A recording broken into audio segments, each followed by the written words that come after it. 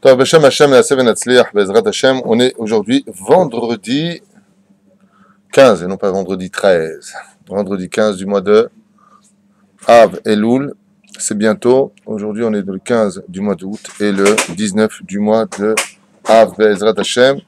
J'aimerais dédier ce shiur d'abord et avant tout pour Isha et Babou pour son soutien, Be'ezrat Hashem, que Dieu le bénisse lui et toute sa famille.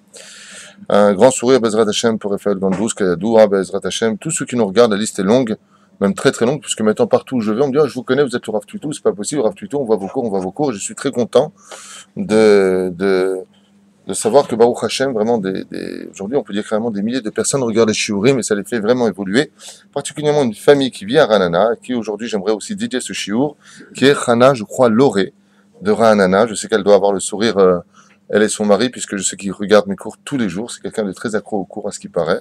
Donc voilà, j'ai eu le mérite de les rencontrer. Ils m'ont fait chaud au cœur, ces personnes-là, et on leur dira ce shiur d'aujourd'hui qui est sur la paracha de Ekev, Be'ezrat Hashem, une paracha extrêmement, extrêmement riche, où chaque verset pourrait s'expliquer pendant des heures, et bien entendu faire vivre le cœur du juif, même en 2014, de la vulgaire, parce que la Torah est éternelle, il faut simplement savoir la comprendre et l'expliquer.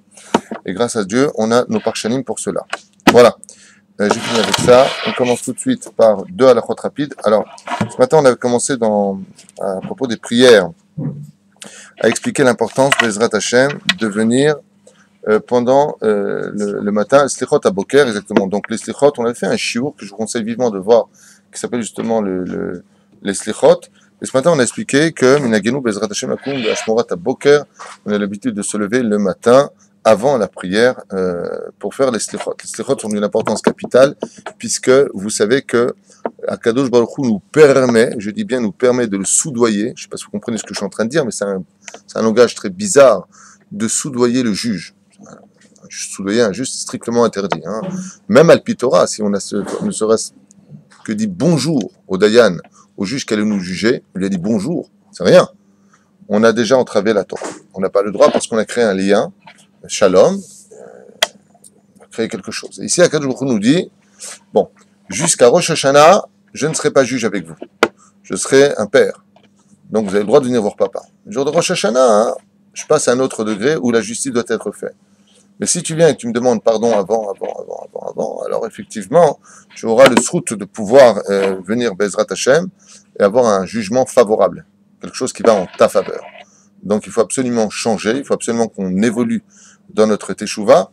Et d'où est-ce qu'on l'apprend? On l'apprend dans la Gemara. Dans Masechet Rosh Hashanah, je crois Tet Zayin, si je me souviens bien, ou Tet Vav, il est marqué là-bas que 3 livres sont ouverts le jour de Rosh Hashanah, le livre des Tzadikim, le livre des Benonim et le livre des Rechaim. Les livres des Tzadikim, Kayadoua, celui qui a le mérite de rentrer dans le livre des Tzadikim, les Chachamim nous disent, Bepashtout, qu'il est inscrit dans l'arbre de la vie. Celui qui est Benoni, il est Talouy. Talouy, ça veut dire quoi? Jusqu'à Yom Kippourim, on lui met son jugement en l'air. Basé en l'air, et Kavana, on le met de côté, on attend. Et celui qui est Racha, il est malheureusement les Altar, tout de suite condamné à mourir, c'est-à-dire que il a une situation où quand il arrivera à la fin de sa vie, à 120 ans, en calculant Be'ezrat Hashem les années de vie ou les années de mort qui ont été faites pour lui, eh bien il se réincarnera dans ce sens et paiera ce qu'il a payé ou jouira du salaire qui lui a été Be'ezrat Hashem attribué. Ce qui est très important de retenir, c'est la suite. C'est que si tu me dis que les Bénonim sont en haut, pourquoi est-ce que tu me dis pour que le jour de Kippour, et si ceux qui étaient Bénonim, en d'autres termes, il n'y a plus de place pour eux, c'est où ils sont Tzadikim ou ils sont Rechaim. Et c'est quelque chose d'incroyable. Parce que s'il est Benoni à Rosh Hashanah, pourquoi est-ce qu'il ne serait pas Benoni le jour de Yom Kippourim? Et à Kippour, il n'y a plus que 2 livres qui sont ouverts. Les Tzadikim sont dans le livre de la vie. Les Rechaim sont dans le livre de la mort. Et les Benonim, ils sont où? Non, ils sont entre les deux à Rosh Hashanah, mais à Kippour, il faut qu'ils choisissent leur camp. Ben, c'est pas normal dans le jugement. Non, ou ils font tchouva ou ils font pas tchouva. Pour cela, il y a ce qu'on appelle la Asarei Metchouva. C'est la réponse de la Gemara qui explique, enfin des Chachamim sur la Gemara qui explique que les Bénonim, ils ont intérêt à choisir maintenant leur camp. On ne peut pas être Bénoni toute sa vie. On ne peut pas être moyen. J'ai des misotes, j'ai des avérotes. C'est le moment où Bémet, faut choisir son camp. Eh bien, pour cela, nous avons les 10 jours de Teshuvah. Les 10 jours de pénitence, qui mènent donc des 2 premiers jours de Rosh Hashanah jusqu'à Yom Kippourim, sont des jours où la personne doit choisir son camp. Ou tu es avec Dieu, ou tu es contre Dieu. Il faut absolument que la personne évolue. C'est pour ça que pour Rosh Hashanah, Tu regardes dans la Torah, tu as 3 livres qui sont ouverts, et pour Kippour, tu as 2 livres qui sont ouverts. Tu n'as pas 3 livres. On revient dans cette situation. On peut aspirer à être sadique, mais c'est pas évident d'être sadique. On ne te demande pas d'être autre chose que toi-même. C'est-à-dire que connaissant ton potentiel, tu dois aujourd'hui adhérer à ce que tu n'as pas adhéré l'an dernier. Benoît a écrit, par exemple, dans son Chayim Moharan, Rabbi Nachman Breslev, qu'aucun Rosh Hashanah n'a jamais ressemblé au Rosh Hashanah de l'an dernier. Et qu'il n'a jamais été le même Rabbi Nachman de Breslev l'année d'avant. Bien, c'est pareil dans la vie. Quand, par exemple, toi, tu pries pour ta parnassa, ou tu pries pour ta santé, ou tu pries pour tes enfants, tu aimerais que, par exemple, ceux qui ne soient pas mariés soient mariés avec de bonnes adresses, bien entendu. Tu aimerais que dans ta santé, les choses s'améliorent. Tu aimerais que dans ta parnassa, il y ait une assurance. Pourquoi tu veux que ça augmente? Pourquoi ça ne resterait pas comme l'an dernier? Parce qu'on est toujours en train de s'inquiéter pour que ce soit mieux l'an prochain. Eh bien, c'est exactement la même chose. Quand on parle de la Teshuvah, il faut toujours aspirer, Bezrat Hashem, à ce que notre vie soit toujours mieux que la veille, mieux que ce que nous avions. Et pourquoi? Parce qu'aujourd'hui, on n'est pas conscient. Comme hier, j'étais en train de prier Mincha, donc Razan ici, et je vous dis la vérité, j'ai failli m'arrêter de descendre de ma prière. Pourquoi? Parce que j'étais en train de me baisser, de dire Baruch Ata Hashem, et j'étais en train de réaliser que je ne sais même pas de qui je parle. Alors, on ne peut pas connaître Dieu parce que nous, on est défini et Dieu est infini. Mais de l'autre côté, est-ce que j'ai tout étudié comme il le fallait pour apprendre à connaître mon Créateur? Tu comprends où la différence est dans ce sens où j'ai eu un peu honte de monter Chazan hier parce que je me dis comment tu peux monter Chazan et tu sais Baruch Ata Hashem, tu sais même pas de qui tu parles, tu vois Yud Kevavke et Zéouzé. Alors c'est vrai que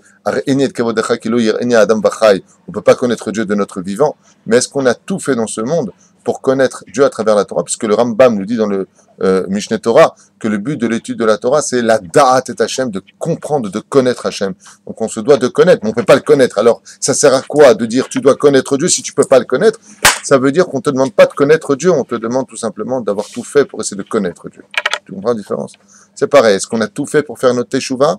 C'est toute la grande question des slichot qui arrivent d'ici 11 jours, Bezrat Hashem, dans le cœur de chaque juif, et à mon humble avis, on aura intérêt pour cette année d'agir en conséquence, puisqu'on arrive dans Shnat HaShmita, ce sera certainement la dernière, peut-être Shnat HaShmita des Rabbanan, pour passer à celle de Horaïta, puisque la majeure partie du peuple d'Israël revient sur sa terre, et donc là, ça change déjà l'histoire de la halacha par rapport au poskim, et puis le Beth Amikdash sera là, Bezrat Hashem, Bikarov, comme vous l'avez remarqué. Pourquoi la 7e année est si importante à propos de la Shemitah? Quand vous comptez dans la Hamida, j'ai appris ça hier d'un ami que j'ai rencontré, que je n'ai pas vu depuis très longtemps, et qui m'a rappelé ça au nom du Rav Waknin, que la 7e bracha que nous disons dans la Hamida, c'est quoi? Baruch Ata Hashem, Goel Israël, qui sauve le peuple d'Israël, qui libère le peuple d'Israël. La 7e bénédiction de la Hamida, 7e, c'est source de bénédiction et Dieu qui vient sauver, libérer son peuple. Il n'y a pas de hasard. 7e, c'est la 7e année. C'est Shnat HaShmita. Alors, Bezrat Hashem, encore une fois, on nous a promis beaucoup de fois la Géoula. Pour l'instant, Kanavaler il avait parlé de la Shemitah. Je reprends ce qui m'a été dit et non pas ce que tu dis. Lui, il dit que c'est Shabbat. Mais tu veux que je dise une chose? Tu as raison. Shabbat? Lui, il dit Shabbat de la Shemitah. Bon, bah, vous faire un petit café peut-être pour vous deux. Hein. Voilà. Rabbeinu, on l'a pas fait, je fais à toute vitesse parce qu'il est tard et je voudrais vraiment me plonger sur la paracha de la semaine. Une bonne réfoua shlema pour Talia Batefrat Myriam, Bezrat Hashem, et un bonjour à notre ami, vous qui êtes venu en retard. La Shona, je n'ai pas donné de nom. Je n'ai pas dit ton nom, Youssef. Non, je n'ai pas dit. Top, oh, la Shonara, on est arrivé au la Shonara. Non, on n'est pas au Lachon Hara. C'est une blague. Alors,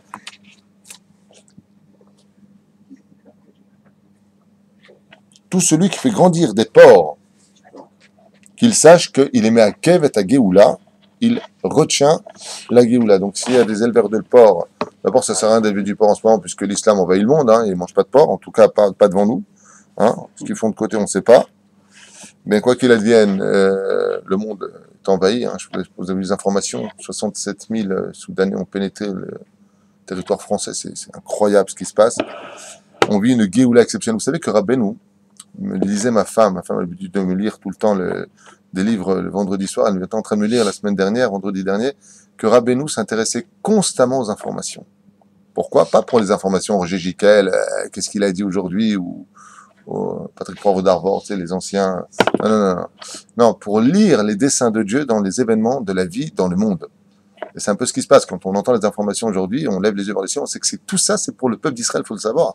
Tout ce que vous entendez, vous verrez plus tard que tout ce qui se passe, c'était pour en l'honneur d'Israël. Combien Dieu nous aime. Vous verrez plus tard pourquoi. Mais est-ce qu'on a le droit d'interpréter ça? Des Khadashot qu'on voit, est-ce qu'on dit, ouais, ben ça c'est. Bon, remarque que tu l'interprètes bien ou que tu l'interprètes mal. Qu'est-ce que ça change au fait de l'histoire? Rien, nous, à Asma. Mais ça te permet à toi de mieux vivre les événements. Par exemple, les Juifs qui vivent en France, ou les Juifs qui vivent ici, quand ils entendent ça, ils ont peur. Quoi, l'islam envahit le monde, qu'est-ce qu'on va devenir? Patati patata. Mon message, je leur dire, les mecs, calmez-vous. Tout ça, c'est pour le bien. Ah bon? Pourquoi? Parce qu'Israël ne pourra pas exister tant qu'il y aura ça. Bon, on l'a déjà dit, on ne va pas répéter, comme dit ma femme. Je l'ai déjà dit la semaine dernière. Alors, mon rave s'est répété pendant 12 ans, mais c'est pas grave. Mais juste pour en revenir à ce que nous disions, oui, les gens ont peur de la situation. Les gens comprennent pas qu'aujourd'hui, on est face à un étau où accélère la Géoula. Quand on accélère les choses, eh bien, ça fait peur. T'as remarqué que quand tu vas vite en voiture, t'as pas peur. Mais quand tu vas trop vite, eh ben, t'as peur. Tu t'attaches à la ceinture de sécurité où tu tiens quelque chose. Aujourd'hui, les gens ont besoin de se tenir à quelque chose. Et la seule chose qui peut nous servir de ceinture de sécurité aujourd'hui, c'est la Emouna. La Emouna, malgré tout, je l'ai déjà expliqué. La Emouna juive est basée sur du rationnel. On a fait un shiur sur ça, je reviendrai pas dessus. Mais il faut le savoir. On te demande pas de croire en Dieu que tu n'as jamais vu. On te demande de croire en Dieu qui t'a fait sortir du pays d'Égypte avec des miracles qui n'en finissent pas. Donc la base de la Emouna est basée sur du rationnel, non pas de l'irrationnel, comme l'islam ou le chrétien ou le bouddhisme, qui est complètement irrationnel. Personne n'a jamais vu Jésus parler avec quiconque, Mohamed avec quiconque. Il a dit, tu le crois ou tu le crois pas. Chez nous, quand on dit que Moshe parle avec Dieu, ça a été vu juste devant 3 millions de témoins. Tu comprends ce que je veux te dire? Donc il y a quand même une différence qui est à vivre ici, et zéouzé. Donc, c'est pas important. Imagine que toi, maintenant, on parle des informations. Nous, on va changer quelque chose. Oui, on va changer notre simcha. Est-ce que les informations vont influencer sur nous dans le mauvais sens? Oui, ça peut changer notre vie à nous. Le courant du peuple juif, c'est un peuple. Donc, quand tu es triste, tu provoques une tristesse dans l'atmosphère du peuple juif. Quand on est tous heureux, on provoque Bezrat Hashem la simcha. Et le but de notre épreuve, je le finirai juste avec ça, parce qu'il est tard. Je ferme, tant pis, béni, ta faute.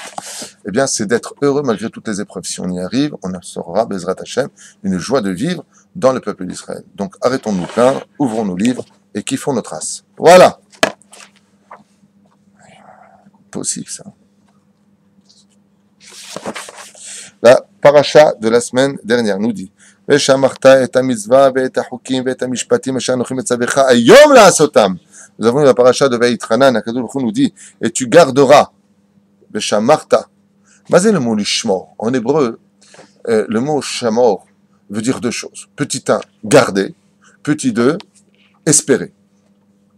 D'où est-ce qu'on apprend que le mot shamor dans la Torah veut dire aussi espérer et attendre?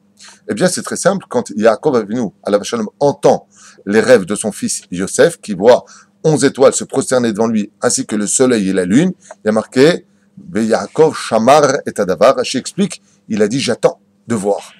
En d'autres termes, Shamar veut dire j'attends. Donc, on vient nous dire ici, Veshamarta et mitzvah. Combien le juif se doit d'attendre et d'espérer quand est-ce que je peux faire telle mitzvah, quand est-ce que viendra un pauvre me demander la tzedaka, quand est-ce que vient le matin pour que je puisse mettre les tefilines, quand est-ce que vient le Shabbat. Le Shambrou ben Israël est un Shabbat.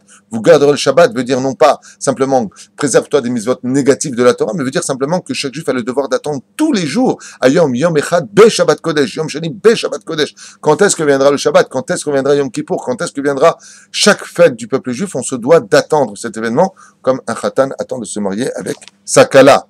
Les gens normaux. Le Shamarta est un mitzvah. Alors on a les mitzvot. Ensuite, Ve'et hukim. Donc, c'est quoi les chukim? On expliquait que les mitzvot sont des domaines qui sont irrationnels, mais qui ont des explications. Les chukim, des domaines, des mitzvot, donc irrationnels, qui n'ont pas d'explication pour nous, que si la Torah ne nous avait pas donné, on n'aurait pas pu, bichlal, accomplir comme les mitzvot. Ve'et mishpatim. Et les mishpatim, c'est le degré le plus bas qui, même si la Torah ne nous les avait pas donnés, eh bien, nous les aurions accomplis. Donc ici, dans la paracha de Vaïtranan, Akadosh Baruch Hu nous demande d'attendre et de garder précieusement ces 3 degrés de mitzvot qui nous disent Asher anochim etzabecha hayom la'asotam. Et la semaine dernière, on a lu le mot hayom. Pourquoi le mot hayom? Pour te faire comprendre que quand tu as une mitzvah qui vient vers toi, ne dis pas demain. Ma kavana, c'est-à-dire demain. Reviens demain, je te donne de la tzedaka. Tu sais quoi? Viens, tu vas à Souka, demain on ira. Non. Hayom. Pourquoi? Qui t'a dit que tu vivras demain? Chaque mitzvah que tu peux prendre aujourd'hui, hayom la'asotam. pour finir avec ça, il y en a qui expliquent que Mazé Ayom la Sotam, qu'aujourd'hui tu es là que pour faire Torah Mizot Mashim Tovim, tu n'es pas là pour prendre de salaire. C'est-à-dire que les gens ont souvent tendance, et j'insiste énormément sur cette Nekuda, qui est une espèce de maladie, il faut le savoir dans le judaïsme, c'est que les gens pratiquent dans ce monde, ou consciemment ou inconsciemment, dans l'intention de recevoir un salaire en contrepartie de ce qu'ils ont fait. Ils te le disent. Je comprends pas ce que Dieu veut chez moi. Je pas de parnassage, je pas ceci. Pourtant, je fais Torah, je fais Shabbat, je fais... Mais c'est pas ce qui est marqué dans la Torah. Il n'y a pas marqué tu fais, tu auras. Bechukotai. Oui, on parle du klal. On confond pas tout. On parle de la généralité. Si ensemble on fait Torah Mitzvot, alors on aura toutes ces promesses. Mais si à l'échelle individuelle, on ne fait pas ce que Dieu nous demande, eh bien, il y a marqué Ayom. Ayom la Sotam. On te demande de faire Ayom. Et quand est-ce que tu as le salaire? Léatid lavo, ayom la sotam, ou mahar ale kabel sraram. Donc, quand tu mets tes tefilines ou quand tu mets ton kissouille, toi la madame ou toi le monsieur, n'attends pas un salaire pour ça sur terre. Ton salaire est incommensurable, mais il rejoindra le monde de l'éternité. Ton kissouille viendra protéger comme une espèce de bouclier tes enfants de tous les malheurs, comme on le verra dans cette paracha, où Akadosh Baruch Hu vient nous dire, Ve'Hashem isir mimcha et kol hamachala, mazé isir, on viendra, Bezrat Hashem, expliquer ce sujet-là. Mazé isir veut dire viens enlever. Mais pour enlever quelque chose, faut qu'il faut qu'il y soit déjà. Ça veut dire qu'Akadosh Baruch Hu vient nous enlever des épreuves qui sont sur nous qu'on ne connaît même pas. Des maladies qui sont sur nous qu'on ne connaissait même pas. Et Dieu te les a retirées. On viendra sur ce sujet-là. La reine marquée, Hayom la asotam. Mazé Hayom la asotam, tu n'es venu que pour faire Torah Mitzvot. N'attends rien en retour de tout cela. Car si tu attends un retour sur terre, Dieu d'une certaine façon te volerait ton salaire. Pourquoi? Parce que la mitzvah est éternelle. Donc le salaire doit être éternel. Tandis que ce monde, lui, n'est pas éternel. Donc, si tu recevais un salaire pour les mitzvot que tu fais, à part 3 mitzvot qui sont prescrites par la Torah, comme le respect des parents, le shiluach haken et, bien entendu, la tzedaka. Donc, on a ici, maaser, en d'autres termes, 3 promesses sur terre pour 3 mitzvot où on a le droit de demander, dans cette beau des doutes, un petit peu de réconfort vis-à-vis d'Hachem. Alors, par contre, maintenant, une fois qu'on a compris cela, voici que la paracha nous dit, Vehaya, en Vehaya, la lechon simcha, vous le savez, Ekev tishme'un. Alors, rien que sur cela, je pourrais m'arrêter des heures, vraiment. Pourquoi? Parce que il y a beaucoup d'encre qui a été coulée sur cette notion de Ve'aya Ekev tishme'un. Alors, ce que je vais faire, en allant un peu vite, je voudrais donner plusieurs bribes d'explications de plusieurs livres différents, parce que vous savez que ce que je dis n'est pas de moi, bien entendu. Je ne suis qu'un perroquet de l'histoire qui vous fait part de ce que les sages ont dit. Il n'y a rien de moi, je n'ai aucune chorma, aucune sagesse. Je fais simplement je fais simplement sur un plateau ce qui a été dit par autrui. Alors, Ve'aya, il n'y a pas de Ve'aya si ce n'est que la joie. Ekev tishme'un, en fin de compte, vous m'écouterez.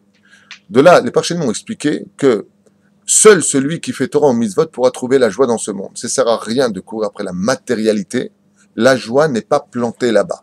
Il n'y a que dans le monde de Torah, mitzvot, masim, tovim, où Taneshama, se libérant de la klipa qui est autour d'elle, peut enfin réagir, se secouer dans le monde de la simcha, et donc accomplir la volonté d'Hachem, qui lui donnera réellement le goût de la vie. C'est-à-dire que, quand tu veux vivre ton Shabbat dans la joie, vis vraiment ton Shabbat. Vous comprenez ce que je suis en train de dire? Vis-le vraiment, ne le vis pas. Mille là, quand tu viens, Vehaya, d'abord tu te prépares à la joie. Makarayom, Rabbeinu, il dit, tu peux même faire semblant d'être heureux parce que Shabbat rentre. Qu'est-ce que t'as? Oh Hachem, dans 10 minutes Shabbat rentre. Baruch Hachem, fais-le déjà rentrer. Fais semblant. Pourquoi? Torkede Yahani, en disant tu fais. Akadosh Baruch Hu Bezrat Hashem te donnera des vraies raisons maintenant de faire ton Shabbat dans la Simcha. Ve'aya ekev tishme'un. Les Parchanim nous ont déjà expliqué. Ben tirtse, ben lo tirtse, que tu le veuilles ou que tu ne le veuilles pas, tu feras tchouva. L'homme est voué à faire tchouva. Chez Neymar, ve'aya, ve'aya, ce sont les lettres du mot yutke, vavke. Vous les avez dans le sens inverse. Tu peux me renverser, il te dit Akadosh Baruch Hu. Ekev tishme'un. À la fin des temps, vous ferez tous tchouva. Que vous le vouliez ou que ne vous le vouliez pas. C'est pour cela qu'ici, dans cette paracha, vous avez une paracha de menace. Je ne sais pas si vous avez remarqué. Si tu fais, t'es bien. Si tu fais pas, t'es pas bien. Et tous les jours, vous le dites. On vient de lire juste avant, dans Ve'afta et Hashem Elokecha, que des notions de positivité. Dans cette paracha de Ekev, vous avez le deuxième paragraphe du Kriyat Shema, où là-bas, vous avez des conditions. Tu fais, c'est bien. Tu fais pas, il n'y a pas d'eau, il n'y a pas de bracha, il n'y a pas de fruits, il n'y a pas de légumes, il n'y a plus rien. On te dit ici des choses qu'on va élaborer ensemble, Ezrat Hashem. Alors, Ve'aya ekev tishme'un. Vas-y tishme'un. Sache une chose, c'est pas la peine de perdre ton temps en disant quand je serai vieux, quand, la prochaine fois, fais tchouva maintenant, en lecha brera. Il te dit à coup, je te promets, pourquoi? C'est comme un fils, il veut mettre ses mains dans la prise, bleed, comme ça, il veut mettre ses mains dans la prise. Dis arrête, je fais ce que je veux. Arrête, je t'ai dit, tu vas prendre une gifle. En fin de compte, tu feras ce que je te dis de faire. Sinon, ça ne le fera pas. Mais là, on parle avec le roi des rois. Lui, il a tous les moyens. Il te ramènera ou par la bonne nouvelle, ou par la maladie, ou par la mauvaise nouvelle, ou par un accident, ou tout simplement une très grande nouvelle que tu attendais. Dieu choisit ces choses. Il y en a qui expliquent, vas-y, Tishmeroun, Tishmerou, non. Il dit non, Shafilou Kshata Noufel, quand tu viens et que tu tombes, Tishmeroun, Nun, ça vient du mot Nefila. D'accord? Afilou Kshata Noufel, Vehaya. Même quand tu tombes, en fin de compte, de cette mauvaise nouvelle où tu as perdu Chazve Shalom, que Dieu nous préserve, ton travail, ton épouse, quelque chose qui s'est passé de dramatique dans la vie d'un homme, attends. Lama, Ekev, en fin de compte, ça veut dire talon, ça veut dire aussi en fin de compte. Ekev Adavarim Aele, en fin de compte, à la fin de ces choses-là, d'accord? Eh bien, on te dit, Veraya, tout est l'étova. Kadosh Baruch Hu se trouve même caché, même quand tu vois les lettres du mot Veraya qui sont Yud Kevavke retourner dans ta vie, t'as pas l'impression de voir Hachem, il te dit Veraya, Ekev Tishmeroun. Rashi Akadosh lui donne une dernière explication pour finir avec ça.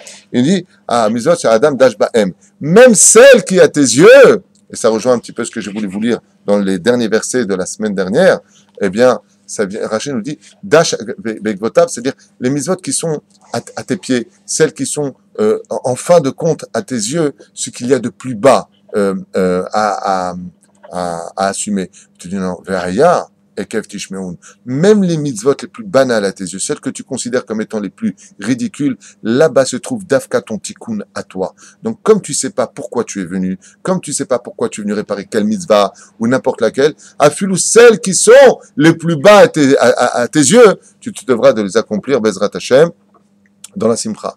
Il y en a qui disent Mazaveaya Ekev Tishmeoun.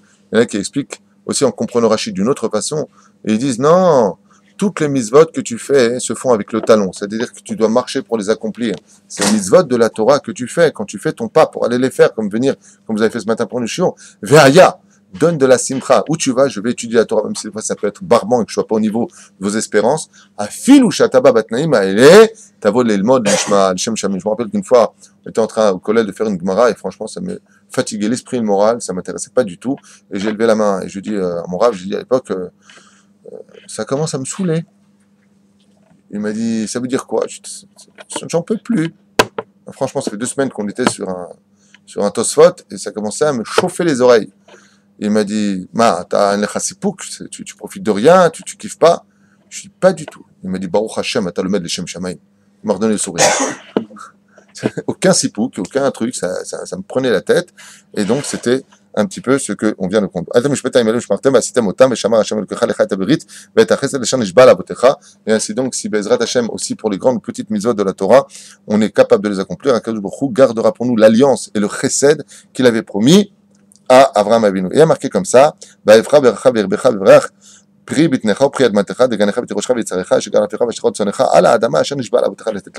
a pas donc d'autre moyen ici, comme on peut le constater dans la méthode que Dieu nous emploie pour la terre d'Eretz Israël, que d'accomplir Torah Mitzvot, puisque si Béhémet, sur la terre d'Israël, ici même, nous accomplissons la Torah Mitzvot, Akadosh Baruch Hu nous dit, il y aura de la parnassa, Beshefa, la sécurité, tout ce qu'on a besoin, Baruch Mikol Amim, et tu seras le béni de tous les peuples. Ça veut dire quoi, béni de tous les peuples? Comme je vous l'ai déjà expliqué, le peuple d'Israël aujourd'hui se trouve à la queue de toute l'humanité. On est observé dans tous les sens du terme.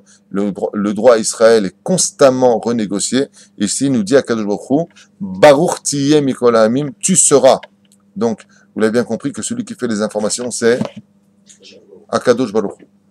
Si aujourd'hui on est à la queue, c'est parce qu'on n'est pas un exemple de façon, on est beaucoup trop ftata, un peu trop moraliste, on veut essayer d'être peut-être un peu trop moraliste sur nos informations, au point de réagir comme on réagit vis-à-vis des nations du monde. Alors que dans la Torah, Akadosh Baruch Hu nous dit, à propos des Cananéens, comme vous le verrez dans le verset de Gefen, Seora, Chita, toute la liste qui nous a été donnée, qui nous sera donnée dans cette paracha-là, il y a 7 fois le mot Eretz. Le mot Eretz, 7 fois de suite. Pourquoi 7 fois? Parce qu'il y avait 7 peuples ici. Il y avait 7 peuples ici. Il y en a qui disent c'est Neged, Shiva, Perot. Il y en a qui disent par rapport aux 7 peuples. Il n'y a pas de place pour 2 peuples en Israël. Et de toute façon, pour l'islam, il n'y a pas de place pour 2 peuples non plus. Sachez-le. C'est-à-dire que ce n'est pas une discussion qui va dans un seul sens. Essayez de vous arranger avec l'islam dans son domaine. Il n'y a pas de place pour les autres dans l'islam. Il n'y a pas de place pour les Français pour l'islam. Il n'y a de place que pour l'islam. Et ils le disent clair, net et précis. De la même façon, ici nous dit Akadosh Baruch Hu, il n'y a pas de place pour deux peuples. Shiva, Amim, Tzarich, Legaresh Otam, Bezrat Hashem.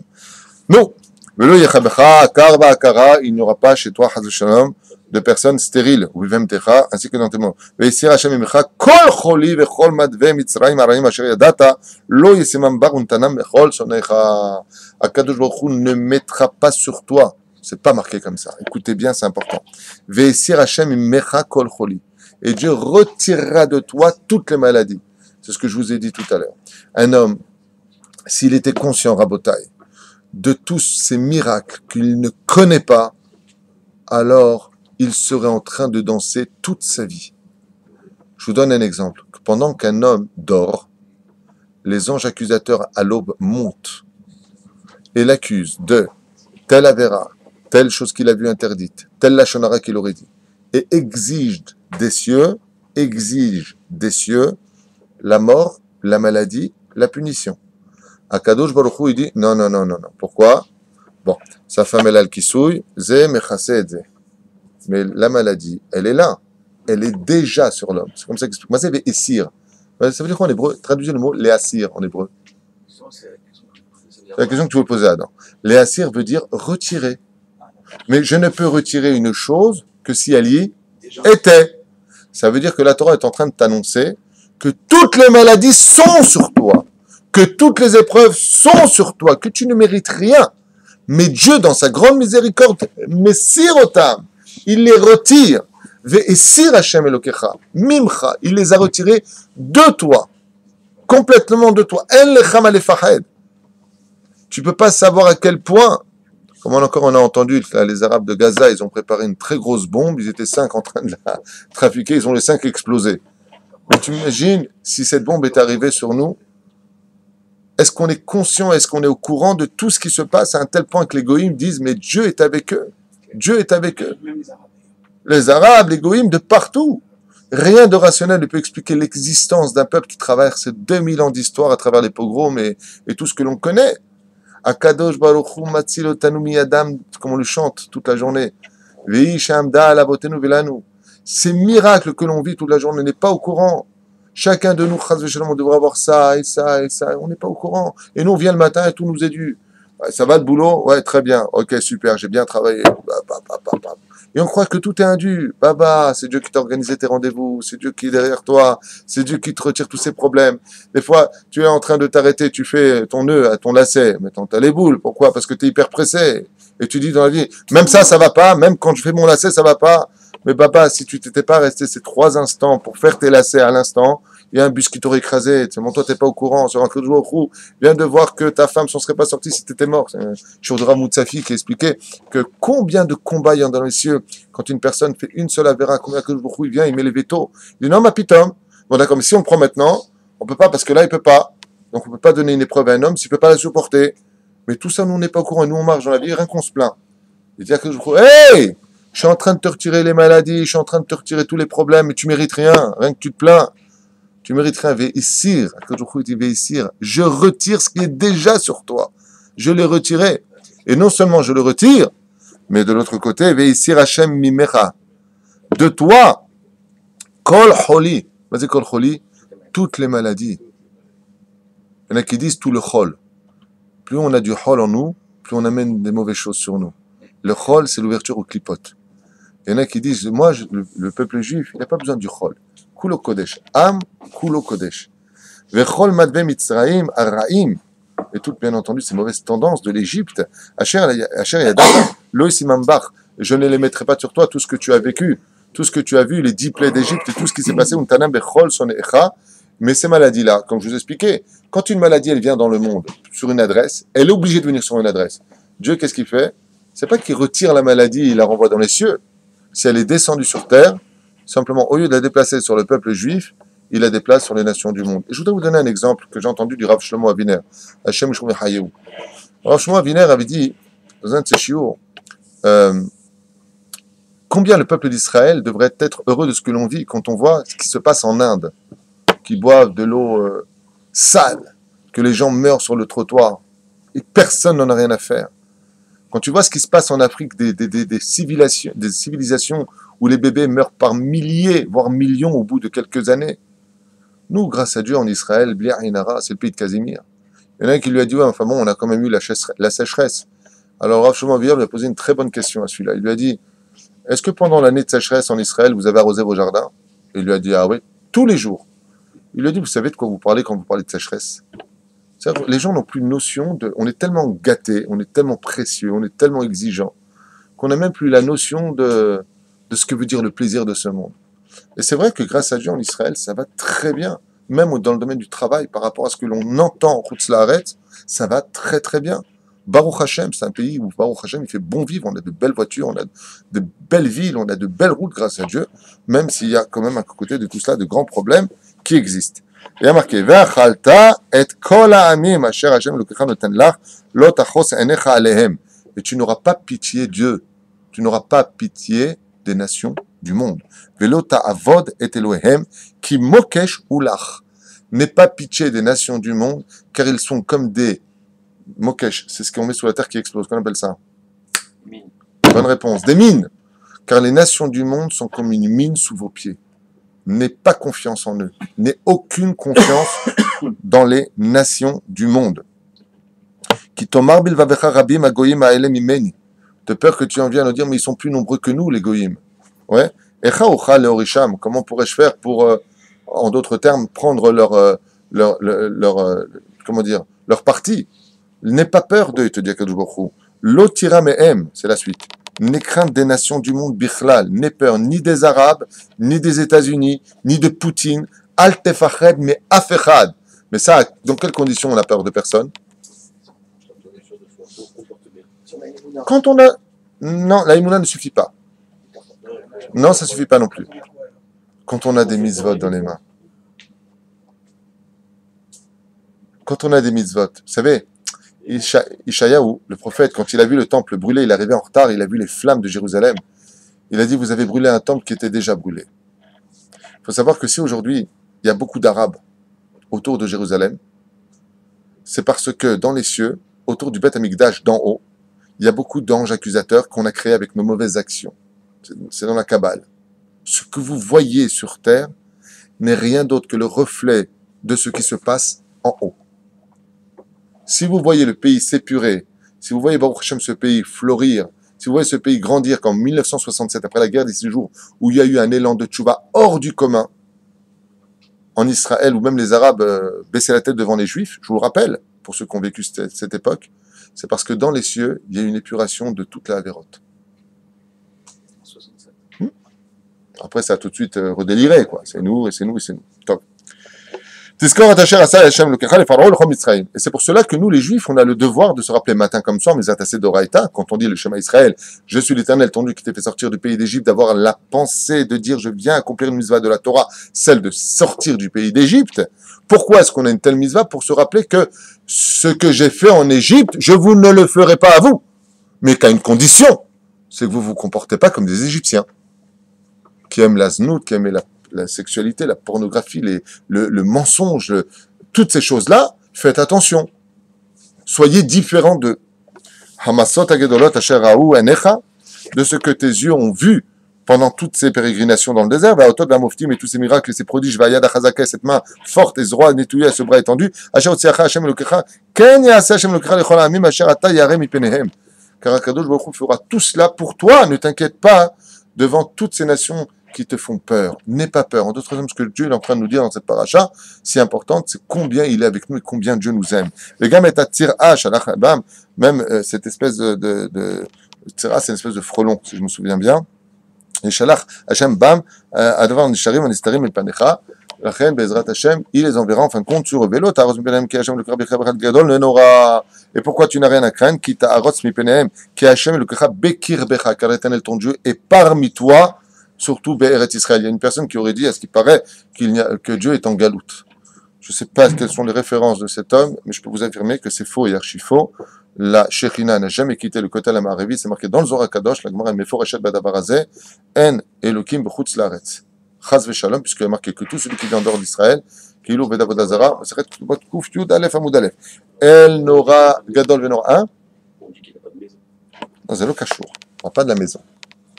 On parle de la shrina, où est-ce qu'elle réside. La preuve en est, quand tu pries, tu tournes vers où, toi, quand tu es en France? Pourquoi?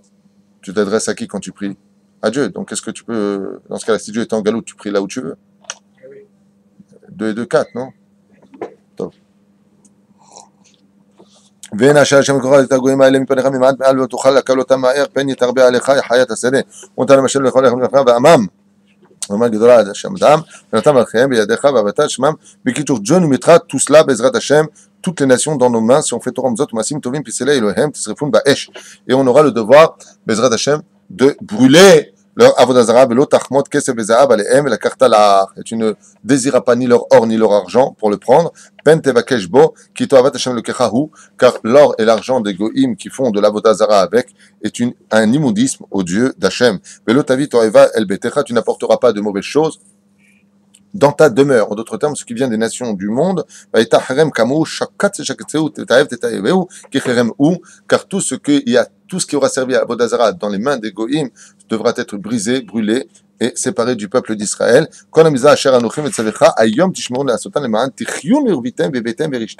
Afin que vous puissiez, Bezrat Hashem, vivre, vous multiplier ainsi de suite sur la terre, que l'Éternel votre Dieu a promis à vos pères. On avance un peu. Donc ici, Akadosh nous rappelle l'histoire de Laman pour nous faire comprendre que tout comme dans le désert, il n'y avait pas de travail, il n'y avait rien de tout cela, et bien quand vous viendrez en Israël, n'ayez pas peur car je suis le même Dieu qui donne la même parnassa. Rappelez-vous que dans le désert, je vous ai nourri tous les jours. N'ayez crainte, venez. Bezrat Hashem, Odiacha ki lo al alechem levado yichye à Adam. Et là, on tombe sur une phrase qui demande réflexion. On vient nous dire, car ce n'est pas sur le pain seulement que l'homme vivra. Alors qu'est-ce que ça veut dire tout ça? Ça aussi, on pourrait rester des heures là-dessus. Et là, écoutez bien, ki al kol motza pi Hashem yichye Adam. Car tout ce qui sort de la bouche de Dieu, c'est sur cela qu'il vivra. Alors au niveau du pshat, c'est évident que lo al alechem levado yichye Adam. Vous savez que le pain est la nourriture principale de l'homme. De tout temps, on mangeait d'abord du pain, et avec le pain, on demandait qu'est-ce qu'on mangeait. D'accord? De tout le temps. Lo al alechem levado yichye Adam.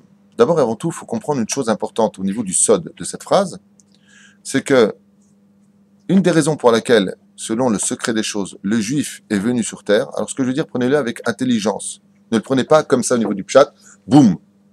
Écoutez bien. L'une des choses essentielles pour lesquelles nous sommes venus au monde, c'est pour manger. Waouh, c'est dur à entendre ce genre de choses. On est venu au monde pour manger. Et vous êtes tous d'accord. Hein? Est-ce que j'ai dit sanctifié? Alors pourquoi tu parles pour moi? J'en suis pas là. Pour l'instant, j'ai dit on est venu pour manger. Prenons par exemple le cas d'un enfant qui vient de naître. Quelle est la première chose qu'on lui donne dans la vie? À manger. Pourquoi se fatiguer? Reprenons l'histoire de la création de l'homme par Dieu. Et Dieu créa l'homme. Quelle est la première mitzvah que Dieu donne à un homme? Croissez, multipliez. Mais une fois qu'il est né, qu'est-ce que Dieu lui donne comme ordre? Achol tochal, mikol et tzassadeh. Mange, tu mangeras de tous les arbres. Dans la création du monde, on nous apprend que l'homme est venu pour manger. Vous étiez au courant? C'est pour ça que dans le judaïsme, allez, si on prend la bar mitzvah c'est de se marier avec Hachem. Quel rapport avec la nourriture? Il n'y a pas de bar mitzvah s'il n'y a pas de seudat bar mitzvah. Si tu n'es pas capable de t'asseoir et de manger du pain, c'est une mitzvah de manger du pain, une bar mitzvah, c'est une mec qui se marie avec sa femme. Normalement, c'est la choupa, mazel tov, casse-toi. Allez, va à l'hôtel, pars en voyage, vas-y cachour. Ma pitom, il n'y a pas de seudat mitzvah. Shabbat, kulo kodesh. Lo nitnu shabbatot veyamim tovim la she'asku batorah bilvad. Le Shabbat n'a été donné que pourquoi? Que pour étudier la Torah, ainsi que le Yom Tov. Le Ben Ishraï nous dit que le Ikar du Shabbat, c'est quoi? Les 3 Seudot. Naïna, Etrol, le bon manger, la boulette tunisienne, au piment si possible. Couscous, pas le fin, il faut qu'on le sente. Pas le gros, c'est blide, le moyen. Un bon couscous, la sauce comme ça, marron, comme ça tu mets dessus, le cardon sur le côté, la pomme de terre. Je suis en train de me faire un kiff, même pas notion. Ouais, hein? Bon, lui il dit Adam la choucroute, Hachem Ishmael Virachem Mishéber. Mais je vais te dire une chose, j'adore la choucroute. Mais le Shabbat, je vois pas le. T'as un côté un peu séfran comme ça, toi, un peu, non? Onek Shabbat. La raison, si son Onek Shabbat, c'est la choucroute, Nemato Manaim. Top. Mais qui serait la Inyan? Seulement quoi? On vient nous dire, Lo ala lechem yevado ichya Adam. Ce n'est pas que sur le pain, comme le Chazon Ish, qui avait l'habitude de manger du pain tous les jours. Pourquoi manger du pain tous les jours? Pour les Kayem Mizvat Aseh Doraita chez le Birkat Hamazon. Pour le Birkat Hamazon. Alors, c'est la première explication que l'on donne. Mazé ala lechem yevado, ce n'est pas que sur le pain que tu manges, que tu vis, mais sur la bracha que tu prononces, qui vient d'Hachem. Bon, ça, c'est les pchats qu'on a expliqués, je crois, l'an dernier. Mais en réalité, le pain représente dans le judaïsme la chose essentielle d'un homme, comme c'est marqué dans le livre Alichot Olam, 8e livre, Chalek. Il y a marqué là-bas que le pain du juif, c'est le Shulchan Aruch. Comme c'est marqué dans Masechet Brachot, Betafret Amud Aleph, pareil, que la chose essentielle dans ce monde, ce sont les lois juives. Si tu ne connais pas les lois juives, tu ne pourras jamais être un bon juif. Pourquoi? Car pour être un bon juif, comme la Torah l'entend, c'est-à-dire un homme, et j'insiste énormément sur cette phrase, contrairement à d'autres enseignements, d'autres rabbinim, je mets ça Mamash Ben Gershaïn, le principal, c'est les lois juives. Quand un homme décède, on le juge par rapport à quoi? Par rapport au Shulchan Aruch. Ouais. Donc ces séifs-là qui sont composés de 1704 séifim, le Shulchan Aruch, d'ailleurs si vous faites la Gematria, j'ai entendu ça du Rav Meir Eliaou, et il avait fait un calcul, si vous prenez les 4 compartiments, Choshen Mishpat, Even Ezer, Bechule, Yoredea, si vous prenez la Gematria, ça fait exactement Elef Jvamot Ve'arba, 1704. Il y a exactement 1704 séifim dans le Shulchan Aruch. Mais c'est selon ça que l'on va. Donc à partir du moment où B'Siyata d'Ishmaïa, on est capable de comprendre que le livre de chevet de chaque juif, c'est quoi? C'est le Shulchan Aruch. Alors viens, la Torah, et te dit quoi? Lo ala lechem levado ichya Adam. Hey! Il n'y a pas que le Shulchan Aruch dans la vie. Il y a quoi? Regardez bien la suite. Qui kol motzapi Hashem. Tout ce que Dieu a enseigné à un homme doit le savoir. Pas que sur le pain, que sur le Shulchan Aruch. Et qu'est-ce que tu fais de la paracha la semaine? Et qu'est-ce que tu fais de la Chassidoute? Et qu'est-ce que tu fais de la Gemara? Et qu'est-ce que tu fais des Midrashim? Et qu'est-ce que tu fais des Haggadot? Et qu'est-ce que tu fais des Sifra? Et qu'est-ce que tu fais de toute la Kabbale? Et qu'est-ce que tu fais de l'étude du Zohar? Et qu'est-ce que tu fais de ce qu'ont écrit les livres de Moussar? Et c'est un enseignement de la Torah. Lo ala lechim levado. Attention, ne sois pas que quelqu'un de pointilleux sur la halacha. Et là, tout ce que Dieu a donné au Har Sinaï, tu dois apprendre. Tout le Tanakh, tu dois apprendre. Tu te dois de connaître le livre de Yoshua ben Nun, de Amos, de tous les prophètes. Tu dois savoir ça. Comme tout ce que Dieu l'a donné au Har Sinaï, tu dois apprendre. Et non pas simplement sur ce pain que tu consommes. Timnatra lo balta, mais alecha reglecha lo batseka ze 40 shana. Et on te demande, Bezrat Hashem, d'avoir confiance. Et pourquoi? On vient nous dire ici que tu sais que tes robes dans le désert ne se sont pas détériorées, les fils ne sont pas partis, et que tes chaussures ne se sont pas usées. Hein? Pourquoi tu as besoin de me le dire? Pour faire comprendre à l'homme que Baruch Hashem, même s'il en vient étudier la Torah, ne t'inquiète pas. Si vraiment tu t'investis dans le monde de la Torah, comment je vais m'habiller? Comment je vais marcher dans ce monde? Omer lecha HaKadosh Baruch Hu, tout comme je me suis inquiété pour toi dans le désert, de la même façon je m'inquiéterai pour toi si tu fais ce que je te demande. טוב, וידעת אם לבבך כי כאשר יעשר איש את בנו, השם אלוקיך ויעשרך ושמרת את מצוות השם אלוקיך ללכת בדרכיו ולרע אותו. Car l'Éternel te demande une chose, c'est de pratiquer ses Torah ou ses mitzvot dans ce monde et de marcher sur son chemin à lui et de le craindre. Il n'y a pas de teshuva s'il n'y a pas de hirat shamayim. Alors à propos de l'amour de Dieu et de la hirat Hashem, on viendra Bezrat Hashem dans la suite du texte où c'est marqué Ve'aya im shamoat tishmeru, une fois de plus. Kashem lecha meviacha eretz tova, eretz nahalim mayim, ayanot ou teomot, yotim bebik'a ou ba'ar. Et Akadosh Baruch Hu ici commence à complimenter sa terre. C'est que Dieu a toute la terre, la Hashem haaretz umloa, toute la terre appartient à Dieu, mais l'endroit sur terre préféré d'Hachem, c'est pas ni Jean Lépin, ni la Côte d'Azur, encore moins Deauville, Mishmor, et encore moins Las Vegas ou le Nevada, tel qu'il est sous nos yeux, mais Eretz Israël. Et là, il dit, mais de quoi tu t'inquiètes puisque tu viens dans un pays merveilleux, où l'eau coule, où Baruch Hashem, il y a toutes les terres qui s'y trouvent, Eretz Chita, ou Seora, Gefen, ou Teena, Verimon, Eretz Zetz, Shemen, ou Dvash. Alors bien entendu, ici, nous avons la liste des 7 fruits d'Eretz Israël, vous le comprenez bien, qui viennent nous faire comprendre que ces fruits-là ont une particularité et qu'elles sont le symbole même d'Eretz Israël. Mais il y en a qui expliquent de façon différente. Arrête, tout à l'heure, on a dit que le pain, c'est la halacha. Oui ou non? Très bien. Là, on a dit que le pain, c'était la halacha. Alors ici, si on revient un petit peu en arrière, pourquoi Dieu nous mêle maintenant les fruits à Eretz Israël? Arrête, Moshe Rabbeinu, quand il a demandé la semaine dernière de rentrer en Israël, on a dit, c'est pas pour manger ces fruits qu'il veut me rentrer, c'est pas pour profiter de cette terre, c'est pas pour les torrents d'Eretz Israël, la beauté d'Eretz Israël, et pas pour manger des fruits. Alors comment se fait-il qu'ici, on nous place ça en plein milieu? Il y en a qui disent comme ça, Eretz Chita, Mazé Chita, c'est le Talmud de Jérusalem, qui est appelé Chita. Ou Seora, Zéou Talmud, non, le premier c'est Talmud de Bavli. Ensuite, ou Seora, c'est Talmud de Jérusalem. Vegefen, c'est Baruch Hashem, tout ce qui touche à la halacha. Ou Teena, au Zohar, pardon. Pourquoi? Nichnas Yain, Yotse Sod. Ou Teena, c'est la Torah elle-même. Verimon, ce sont toutes les mitzvot de la Torah. Eretz Zait, Shemen ou Dvash, c'est toute l'étude des Agadot et Dvash. Baruch Hashem, c'est le Sod de la Torah. C'est le Chamisha Chumshe Torah, pour lesquels vous avez remarqué que quand on emmène un enfant au Talmud Torah, on met du Dvash, Vechalav, Tachat Shoner. Et par Shanim, il dit Mazé Dvash, c'est le Tanakh. En d'autres termes, en Eretz Israël, il y a toute la Torah. Ici, quand tu viens vivre ici en Eretz Israël, tu peux vraiment apprendre la Torah à un très très haut degré, qui correspond un petit peu à la première explication que nous avions lue ici. Eretz Asher lo bemiskunot tochal bal lechem lo tersar kol ba. Car en Eretz Israël, Baruch Hashem, il ne manque absolument rien. C'est pas que sur le pain que tu mangeras. Eretz Asher avanea barzel. On parle de qui avanea barzel? Une terre où les pierres sont comme du fer. De qui est-ce qu'on parle? On parle des Talmidei Chachamim. Une terre, Baruch Hashem, qui pollule de Talmidei Chachamim en Eretz Israël. Une terre où, Baruch Hashem, tu pourras, une fois de plus, ve'achalta, traduisez, manger. Ve'savata, te rassasier. Overachta, et bénir. Alors aussi, mettre la mito. אומר, ושמח לב פן תשכח וגומר וצריך להזכיר יום המיטה בברכת המזון ולכן תקנו הטוב והמיטיב על הרוגי ביתך שנטו לגבורה ואכלת ושבעת דהיינו ברכת המזון וכי נמי צריך לברך לפני ואכלת בשבעת הפירות. טוב, ici, Baal Tourim, très intéressant à lire. ואכלת ושבעת, on nous parle ici de minimum de kazaït. ואכלת זה גמטריה, il dit ici en bas kazaït. Ve'achalta ve'savata uverachta.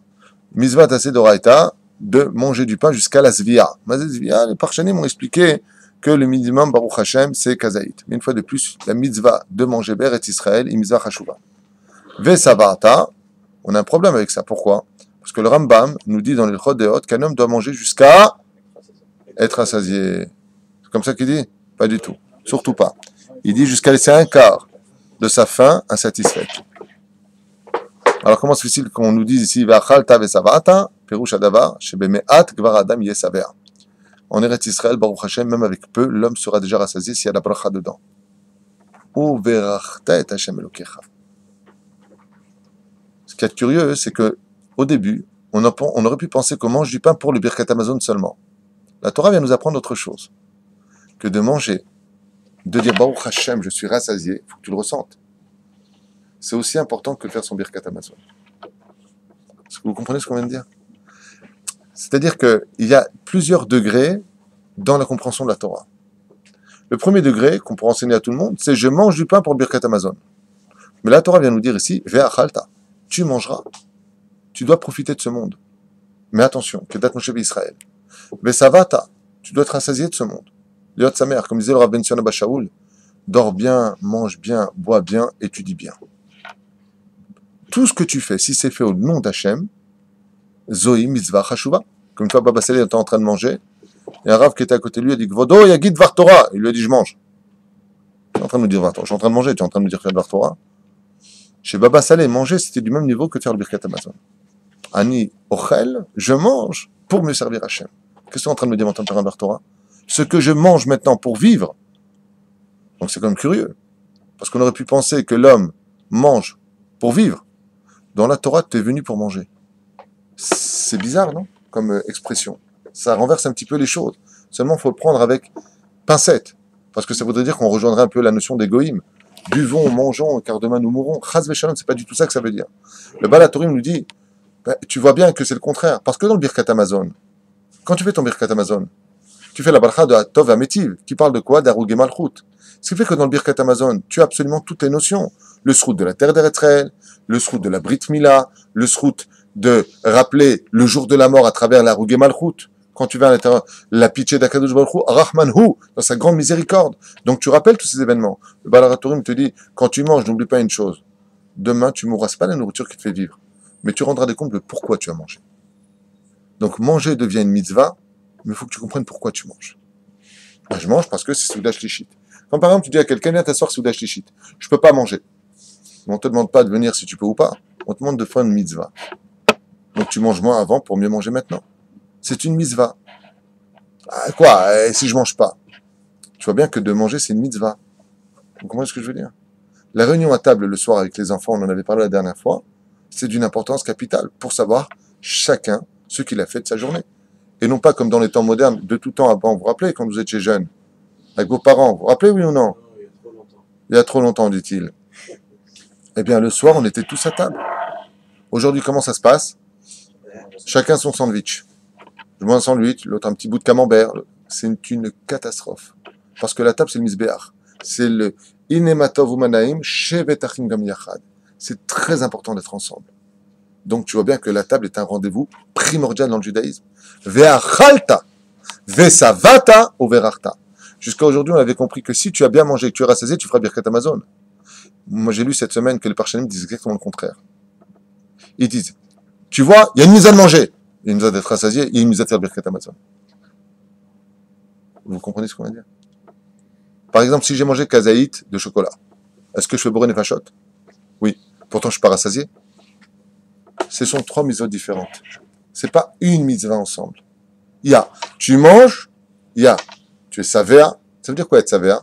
Arrête de te plaindre. Baruch Hashem. Au moins j'ai mangé. Bon, dans le chat des choses, il faut bien mettre qu'il y a une zvia. La zvia, elle est comparée à kazaït ou kabetza. Excusez-moi, mais moi, tu me donnes kabetza de pain, je suis loin d'être rassasié. Très, très loin d'être rassasié.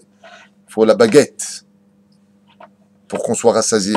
On aime manger. Alors, comment tu peux me dire que je suis rassasié? On doit faire attention à sa santé, attention. Aval zekola inyan. Ve'achalta, ve'savata, overachta. Shalosh mitzvot shem echad. Beshloshtam adam ismach. Tout ça, derrière Hagav, sachez-le, c'est toute la chassidoute. Rabbi Nachman de Breslev, il te dit, Baruch Hashem, le mec sort du restaurant. Il sort et il se plaint. Ouais, de toute façon, j'en ai marre de la vie. Mais dit Rabbi Nachman, t'as mangé, t'as kiffé, dis, Todalael. Arrête de te plaindre. Tu es savé, Meachaim. Ouais, reste appartement pourri que j'ai. Mais t'as dit Todaktin, toi, va voir comment ils vivent en Inde ou en Afrique, du Sud, là-bas, ou à droite ou à gauche. T'as dit Todala Kadosh Baruch Hu. Ve'achalta, t'as dit Toda. Ve'savata, todeshata savea. Ou ve'rachta. Parce que même si dans tout cela, tu n'étais pas à la hauteur de tes espérances, alors tu as eu au moins le srout de faire la bracha. Shadam ismar badvarim ha'eleh. Et à plus forte raison qu'il dit Ve'savata ve'rachta et Hashem Elokecha ala haaretz hatova. Et si maintenant tu n'arrives pas à trouver de réponse, il te dit ala haaretz hatova asher natan lach. Sur cette terre bonne que Dieu t'a donnée. Comme j'expliquais hier à quelqu'un, encore ce matin, je lui dis qu'est-ce qu'on est en train de se plaindre? On n'a même pas compte. Il y a 70 ans de cela, l'État d'Israël n'existait pas. Israël a toujours existé, il y a toujours des Juifs en Israël. Mais aujourd'hui, on a notre État, on a notre pays grâce à Dieu. Donc, Tieh sa mère. Et la simcha vient d'où ici? Sur le fait que nous ayons notre terre. Je répète le verset. Al haaretz hatova asher natan lach. Donc, en d'autres termes, la mitzvah de manger ici, elle est où? En Chutz Laaretz ou en Israël? Tout se passe en Israël. C'est-à-dire que quand Dieu te demande de kiffer ta nourriture, de Ata ochel mipirot Eretz Israël, c'est parce que tu es sur la terre d'Eretz Israël.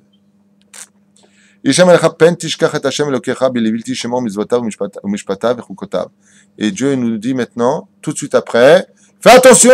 Ah, pourquoi?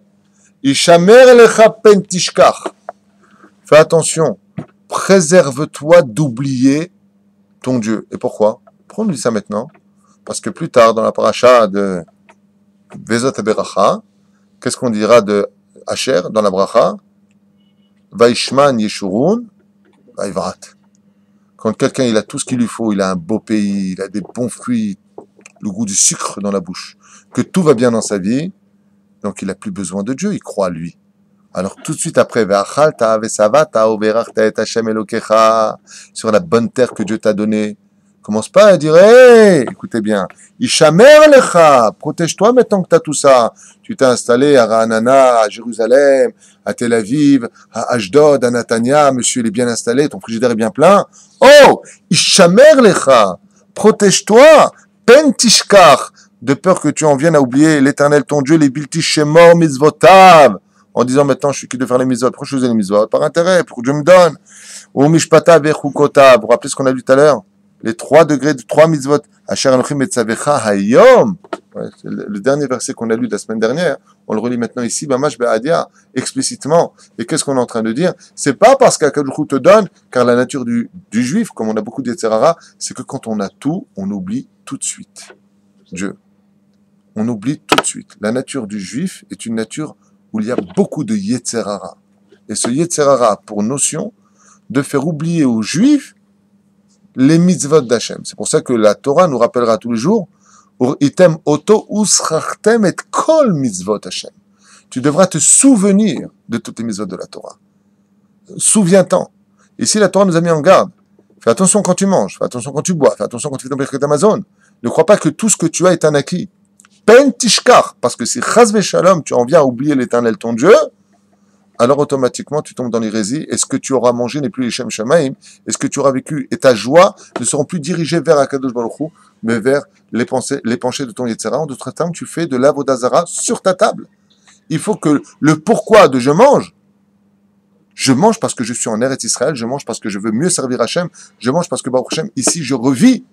Alors tu n'oublies pas une chose, tout comme tu revis ici, maintenant le Yetzera va s'attaquer à toi. Dans quel sens? Dans le sens où tu reviendrais, chas v'shalom, à oublier les Torah, les mitzvot d'Akadosh Baruch Hu. Ben tocha v'savata ubatim tovim tivne ve'ashavta. Écoutez bien. De peur que maintenant tu manges bien. Il reprend le verset, c'est la suite. V'savata, et monsieur maintenant il est rassasié. Batim tovim, dans de belles maisons.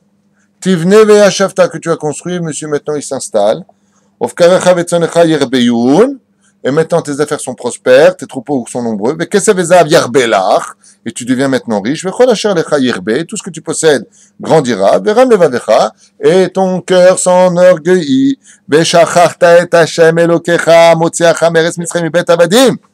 Et tu oublieras qu'en réalité, j'étais sorti d'un pays d'Égypte où tu devrais être encore esclave normalement aujourd'hui chez les Égyptiens, et à Nora, là où je t'ai emmené dans un désert terrible et grand, Nachash Sarah Akrav, dans un endroit où vivent tous les serpents les plus dangereux du monde, tous les scorpions et tous les animaux qui ont un venin hors du commun, et surtout un endroit où il n'y a pas d'eau, si ce n'est que de faire sortir d'un fameux, rocher. Et Dieu reprend, n'oublie pas tout ce que j'ai fait pour toi. C'est-à-dire qu'en fin de compte, la première mida d'un homme, la première vertu qu'un homme doit travailler, c'est quoi? La gratitude. La gratitude. Akadosh Baruch Hu déteste les ingrats. Et il nous dit, fais attention, je te donne tout. T'as la santé, c'est pas un dû. Je te l'ai dit tout à l'heure. T'as la santé, c'est pas un dû. Ton frigidaire est plein, c'est pas un dû. C'est pas un acquis. N'oublie pas que tout ça, c'est grâce à moi. Et si tu n'arrives pas à le comprendre, alors n'oublie pas d'où tu viens. Quand t'as le frigidaire qui est plein, bémet, bepashtout, avec des mots simples, comme l'ancien Rabbi Nachman de Breslev. Toda lael. Baruch Hashem, on a pu faire nos courses. Quand quelqu'un m'a dit la dernière fois, qu'est-ce que je paye comme dette? Qu'est-ce que je paye? Ça, et ça, et ça, et ça. Je dis, t'as guide Toda lael que tu puisses payer ça, et ça, et ça, et ça. On ne voit que ce que l'on sort, jamais ce que l'on rentre pour pouvoir sortir ce que l'on a eu. Et vous savez que tout ce qui a une sortie a une rentrée. Donc, de toute façon, c'est la vie de ce monde. On vient par un trou, on repartira par un trou. Tout est comme ça dans ce monde, on ne garde rien. Et là, il y a une énorme question qui se pose. Écoutez bien. Tu diras dans ton cœur. Asali et achail azeh. Là,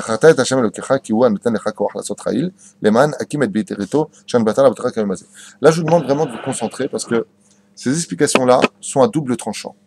Il faut bien comprendre ce qu'il y a marqué. Petit 1. Et tu diras dans ton cœur, Bilvavecha, Yetzeratov, Yetzerara. Kochi veotsem yadi. C'est pas ma force et mon potentiel à moi, en d'autres termes, Asali et Ahaïlaïzé, que j'ai gagné mon pain, que j'ai réussi ma vie. Est-ce que ça va jusque-là? Vous n'avez pas oublié ce que je dis. Deuxième verset qui suit, donc verset Yutret. Vezacharta, et tu te souviendras, et Hashem Elokecha, l'Éternel ton Dieu, que c'est lui qui te donne la force de mener à bien ton combat. Les Ma'anakim et Berito, afin que se lève son alliance, Asher nishba l'avotra kemazé, comme il avait promis à tes pères que le peuple d'Israël réussira en fin de compte.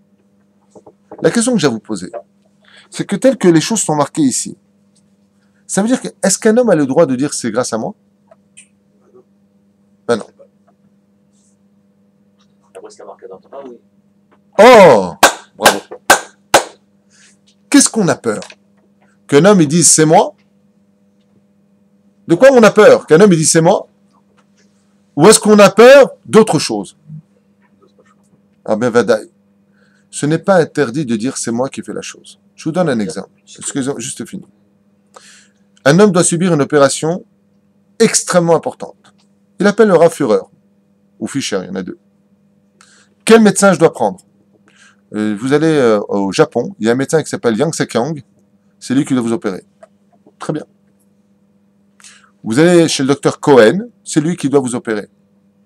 Le mec, il arrive, Khiloni, il se passe la lame sur les tampons, le mec. Et il te dit comme ça, bon, j'ai vu votre dossier, j'ai vu, je suis Dieu, ok, j'ai vu votre dossier, normalement, l'opération, il n'y aura pas de problème. Pire encore, quand vous prenez Elal, s'il y a une chose qui me sort de moi, c'est ce manque de Baruch Hashem ou Be'ezrat Hashem. Ça me rend fou. Veuillez attacher vos ceintures, nous allons atterrir d'ici une demi-heure. T'as dit Be'ezrat Hashem qu'on atterrisse? 450 tonnes qui vont boum sur Terre. Oh! Le mec, si tu vas lui dire ça à la cabine, monsieur le pilote, bonjour. Vous savez que si cette machine vole dans les airs, c'est grâce à Dieu. Bon, tu veux que je me lève, je laisse le volant? Qu'est-ce que vous lui dites? Imaginez que maintenant le mec dit, ah oui, t'as raison, excuse-moi. Il se lève du siège maintenant du cockpit. Il se dit, maman, t'as raison, je fais tchouva. Il se lève, il va s'asseoir avec tout le monde et l'avion maintenant, il n'y a plus personne. Qu'est-ce que tu lui fais? Qu'est-ce que tu lui dis en tant que religieux? Lève-toi, reprends vite ta place et fais-nous atterrir. Oui ou non? On est dans le monde rationnel. Ouais. Donc, fais attention. Comprends bien la Torah. Ce que Dieu te reproche, quand tu prends par exemple un général. Imagine, tu as un général, il fait que des erreurs, celui-là. Il n'a rien compris à sa vie. L'autre, c'est un général, Béhémet, qui a la tête sur les épaules. Il connaît toutes les stratégies militaires. Ouais. Tu viens le voir et tu lui dis, non, je veux vous pour diriger cette guerre. L'autre dit, pourquoi pas moi? Arrête, c'est Dieu qui donne la victoire. Il dit, attends, t'es gentil, toi t'es un naze. D'accord, mais c'est Dieu qui donne la victoire. Lui, c'est un pro. Je me rappelle non. Le Stapler. On est venu le voir une fois pour une question à propos du Moël, celui qui fait la Brit Mila. On dit voilà, vous Arabes, j'ai un safek, j'ai un doute important. Vous savez que le Moël est très important. Dans la Brit Mila, il influence sur le mazal du gosse. Il faut prendre un Moël vraiment Yeri Shamaïm. Et il est parti le voir, il me dit voilà, j'ai le choix. J'ai deux Moalim. Il y en a un qui est hyper Yeri Shamaïm, et l'autre, j'ai été le voir, c'est un professionnel. Il fait la Brit Mila, nickel, le gosse, Bekoshi, il pleure, la Brit, elle est parfaite, hyper rapide, nickel. Je prends lequel? Il lui a répondu, le stapler, tu prends le professionnel. Alors, il lui a dit, Maïm Yeri Shamaïm. Il lui a dit, Yeri Shamaïm, il n'y a que Dieu qui sait. Celui qui a la crainte du ciel, il n'y a que Dieu qui sait. Ah, si tu as vu quelqu'un qui est professionnel, alors tu l'as vu de tes yeux, ça c'est bon, c'est sûr. Pas un rachat, un homme, un rabbin qui sait faire les mais je ne connais pas. Il dit, ce que tu as vu, tu le prends. Il est professionnel. Donc le fait de dire, moi je sais faire, c'est pas interdit dans la Torah. Hein? Imaginez maintenant combien, on dit, qui c'est qui sait faire une belle cuisine ici? Hein? Et là, Nissim, il dit, non, moi je suis trop humble, faut aller au Harabaït là-bas, voilà, Ribono Shel Olam, que la cuisine se fasse, abracadabra. Mais non! Mais non! Si on envoie nos enfants d'autres temps apprendre des métiers, c'est pour qu'ils soient professionnels, et quand on demande un électricien, un menuisier, un homme qui sache travailler, eh ben, il va apprendre, il va jouer du violon, et ses doigts ne font pas tout seuls. Il a appris le violon, il faut le solfège, il va apprendre. Donc, tu sais jouer du violon? Oui, je suis même un des meilleurs. Ah bon? Essaye. Bah, moi, j'étais le meilleur. On a le droit de dire qu'on est le meilleur. Alors, qu'est-ce qui va pas? C'est le deuxième verset. Le premier verset nous dit, écoutez bien, va Martha Bilvavecha, tu auras dit dans ton cœur, c'est moi qui ai su faire ça. Jusque-là, oui. C'est pour ça qu'on a le devoir d'apprendre un métier à nos enfants. Oui. Kolakavot, tu sais le faire. Aval, bezacharta et Hashem Elokecha. C'est pas marqué de peur que tu en viennes à dire que c'est toi qui as fait les choses. Mais quand tu viendras dire que c'est toi qui as fait les choses, Vezacharta et Hashem Elokecha. Souviens-toi que c'est l'Éternel ton Dieu qui, lui, t'a donné le potentiel de pouvoir comprendre, de pouvoir accomplir, qui t'a donné ses 5 doigts pour pouvoir jouer du violon, et qui t'a donné les mains à Kimet Beriti parce qu'il l'a promis à tes pères, parce que toi tu ne mérites rien. Il y a plein de gens qui savent très bien travailler, mais qui n'ont pas de mazal. C'est Dieu qui donne tout cela. Donc même quand tu sais le faire, dis grâce à Dieu. Parce que je sais travailler. Mais si je sais travailler, c'est parce que le potentiel que j'ai acquis vient d'une source que je ne connais pas, qui est beaucoup plus grande que mon esprit, qui s'appelle Akadosh Baruch Hu. Quand tu viens, tu dis à une femme, qui est ton épouse, on ne peut pas dire à une autre, c'est pas juste, c'est une façon de la draguer. Vous êtes un vrai cordon bleu. Et la fille, elle te dit, Baruch Hashem, des mains d'or. Alors quoi, c'est Dieu ou c'est elle? Il y a une shoot à foot. Et ça, sachez-le. C'est ce que veut Dieu le plus au monde. Il veut qu'on soit ses choutafim. Ça veut dire quoi, choutafim? Ses associés. Je finirai cette parenthèse avec Turnus Rufus, avec Rabbi Akiva. Turnus Rufus, il a voulu planter Rabbi Akiva devant l'empereur de Rome. Et il lui a dit, dis-moi, quelle est la meilleure œuvre? Celle que Dieu a créée ou celle des hommes? Rabbi Akiva lui dit, celle des hommes. Ah, vous voyez? Ah, il n'a pas de respect pour les dieux. Ah, vous voyez? L'empereur, il a dit à Rabbi Akiva, prouve-le. Pachout Meod, que l'on donne les œuvres de Dieu à manger à Turnus Rufus et qu'on m'apporte le gâteau de ma femme. On a porté un bouquet de blé. Et Rabbi Akiva lui dit, voilà, voici l'œuvre de Dieu. Vas-y, mange-le! Et il a pris un gâteau de son épouse. Et devant l'empereur, il a dit, Baruch Ata Hashem, Elokeinu melech haolam, borei menu mizot. Ezet taim ishti. Comme tu cuisines bien. Turnus Rufus, il est en train de manger du blé comme ça. Il dit, alors c'est bon l'œuvre de Dieu? T'as rien compris. L'œuvre de Dieu ne prend goût dans ce monde que quand l'homme y participe. C'est pour ça que quand l'homme est né, il est né incirconcis. Pour que la participation de l'homme intervienne dans la perfection de ce que Dieu attend du corps humain. C'est-à-dire la Brit Mila. La perfection, elle est laissée à qui? À lui ou à l'homme? À l'homme! Donc, le fait de dire grâce à Dieu, je sais bien travailler, c'est pas interdit. Juste, faut simplement rajouter, n'oublie pas que c'est Dieu qui te le permet.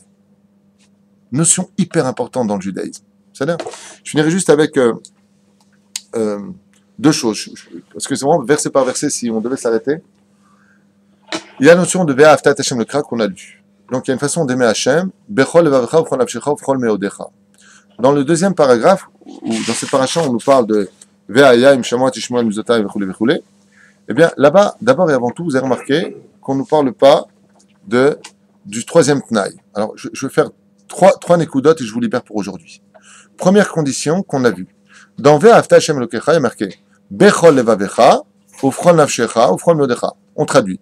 Tu aimeras l'Éternel ton Dieu de tout ton cœur, ça va. De toute ton âme, ça va. Au Bechol Meodecha, dans ma Sechet Berachot, c'est marqué Mazé Meodecha, de tous tes moyens. Jusque-là, ça va.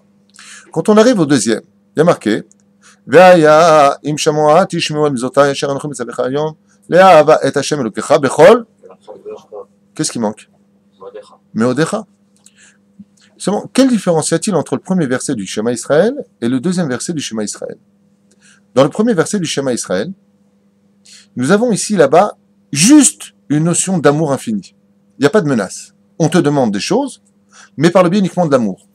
Par contre, dans le deuxième paragraphe, il y a cette notion de tu fais, c'est bien, tu fais pas, tu prends dans la tronche. Behara afashem ekolecha. Dieu se met en colère contre toi. Et il te retirera. Pas. Un truc de fou. Alors, bien entendu, il n'y a pas d'amour de Dieu s'il n'y a pas de crainte de Dieu. Mais il n'y a pas de crainte de Dieu s'il n'y a pas d'amour de Dieu. Prenez-le en hébreu. Écrivez le mot amour, ahava, et écrivez le mot ira, juste en dessous. Séparez donc, ça fait 4 lettres et 4 lettres. Séparez le mot par 2 et vous obtenez ici ira, ahava. C'est-à-dire que les 2 lettres de chaque mot, ahava, ira, sont composées des 2 mots en eux-mêmes. Faites-le, prenez un stylo, marquez amour, crainte. Coupez-les en 2, ça fait 4 lettres. Vous avez le mot ira et le mot ahava. Il n'y a pas d'un sans l'autre. Même si on sait que l'amour infini ne peut pas exister sans la crainte de Dieu. Mais il existe aussi plusieurs niveaux de crainte. Il y a celle du Gehinam, celle de fais attention à ce que tu vas prendre dans la tronche, qui est un degré extrêmement élevé, puisqu'apparemment c'est le degré que les gens comprennent le mieux. C'est le degré de prendre des coups dans la tronche pour arrêter leurs bêtises. Mais il y a un deuxième degré, c'est de celui de ne pas, Chaz Shalom, décevoir Hachem. De peur de te perdre, de peur de perdre ton amour, qui est un degré beaucoup plus élevé. Alors les sages nous disent pourquoi Bémet il n'y a pas le mot Meodecha dans le deuxième paragraphe. Eh bien, parce que dans le premier, quand on parle de l'amour, Akadosh Hu veut qu'on soit capable de l'aimer à travers le monde des mitzvot. Dans le premier verset, dans le premier chapitre, nous avons écouté bien. Dans le premier verset, il y a le Ol Malchut Shamaim que l'on reçoit. Ve'afta et Hashem Elokecha, tu aimeras l'Éternel ton Dieu. Dans le Ol Malchut Shamaim, le Djouk des mitzvot, Akadosh Hu te demande de prendre quoi? Tous tes moyens. Ton âme, ton cœur et tes moyens. Dans le deuxième paragraphe, ça parle de quoi? Du Ol Malchut Shamaim? Non. Ça parle des mitzvot à accomplir. Donc, s'il y avait eu marqué une fois de plus Bechol Meodecha, par tous tes moyens, on aurait pu penser que celui qui n'a pas les moyens ne peut pas aimer Hachem dans la perfection. Donc, c'est pour ça que dans le premier, quand on parle du Ol Malchut Shamaim, de prendre sur soi de façon kavanot, dans les intentions, il y a marqué tu aimeras l'Éternel ton Dieu par ces trois biais-là. Par contre, dans l'accomplissement de Ayaim Shamoa, maintenant on te demande de faire. Ouais. Si, alors quoi? Ça veut dire que s'il y avait marqué Meodecha, les Chachamim me disent alors quoi? C'est-à-dire que s'il n'a pas d'argent, il est quitte de tous les mitzvot de la Torah. C'est pour répondre un petit peu à nos deux questions. Donc, un qui parle du Ol Malchut Shamaim, où là-bas on te demande tous tes moyens, complets. Et le deuxième, dans l'accomplissement des mitzvot, où on te demande de mettre au potentiel ce que tu as dans les mains. Et si tu n'as pas Meodecha, c'est pas parce que tu es pauvre que tu ne peux pas servir Dieu, bien au contraire. Et pour finir, parce qu'il est vraiment tard, j'ai pas vu l'heure, excusez-moi, mais c'est tellement prenant tout ça. Et encore, je fais du pchat avec vous. Mais, Morad Manian qui marquait Urtaftam, Al Mezuzot Betecha ou Visharecha. Dans le deuxième paragraphe, à la fin, on nous parle des tefilin, des Mezuzot. Morad Manian, je vais faire mon livre parce que j'ai des versets devant moi qui me chatouillent la langue, j'ai envie d'en parler, mais je peux pas, il est tard. Juste comme ça, Bezrat Hashem. C'est vraiment curieux qu'on dise Urtaftam al mezuzot betecha v'shara. Ça veut dire quoi mezuzot? Les mezuzot tels qu'on connaît, ce sont des mezuzahs qu'on met sur les... Les mezuzot veut dire les frontaux. On est d'accord. Donc au niveau du pshat, c'est facile à comprendre. On parle des deux frontaux. Dans la halakha, il faut avoir deux murs de chaque côté et en haut pour mettre une mezuzah. Donc Urtaftam al mezuzot betecha v'shara. Ah bah de l'autre côté, on a un problème.